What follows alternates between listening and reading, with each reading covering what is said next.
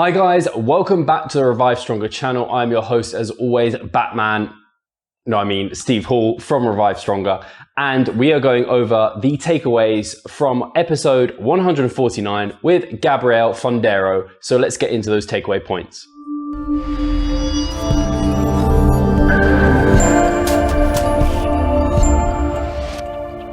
Takeaway point number one is that a lot of people, myself included, have thought about using a multivitamin or maybe even like a greens powder as like a shotgun approach just to like cover your bases. Now, this might not be the best strategy. Better would be to actually get some blood work, get a blood panel, really see where you might be deficient in certain areas, and then directly supplement via that route. Rather than going the shotgun approach, let's get the sniper out, let's get some data, and then really supplement effectively. Takeaway number two is that sugar alcohols quite often lead to gastric distress, kind of bloating, uncomfortableness. If you've ever consumed certain protein bars that have a lot of these kind of sugar alcohols, you can quite often find, if you have maybe a couple of these bars, you're not feeling so sweet the few hours afterwards.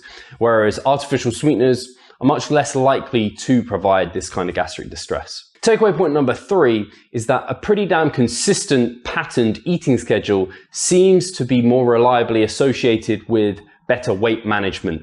So if you're eating erratically day to day, potentially you're putting yourself at a poorer scenario for weight management. And if you've got more of a schedule, you know when you're having your breakfast, your lunch, your dinner, then you're probably putting yourself at a better advantage there. Takeaway point number four is intermittent fasting, and just fasting in general seems to have become a bit of a trend for somewhat resting the gut and improving gut health. Now, there is actually very little evidence to support that notion, but there's also no evidence to say that that's necessarily detrimental. So at the moment, it's pretty much up in the air. Takeaway point number five is in your pre-workout meal, it's probably advisable to somewhat avoid or reduce and limit fat, fiber, and FODMAP foods. So FODMAP foods are the foods that kind of ferment in the gut, and they can kind of cause some bloating and kind of distension and things you don't really want. And quite often these are more fatty and maybe fibrous foods. So in your pre-workout meal, aim for more carbohydrates, lower fiber intake, get some protein in. Probably a better basis for a pre-workout meal. Otherwise, your workout might not be so smooth.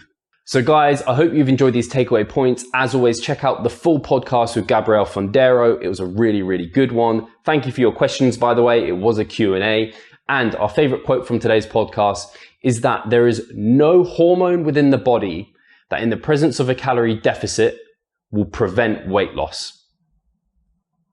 So guys, as always, give us a like, give us a thumbs up. Give us a comment, subscribe, share this with your friends, give us a snap, share it over on Instagram. We really appreciate all of that help.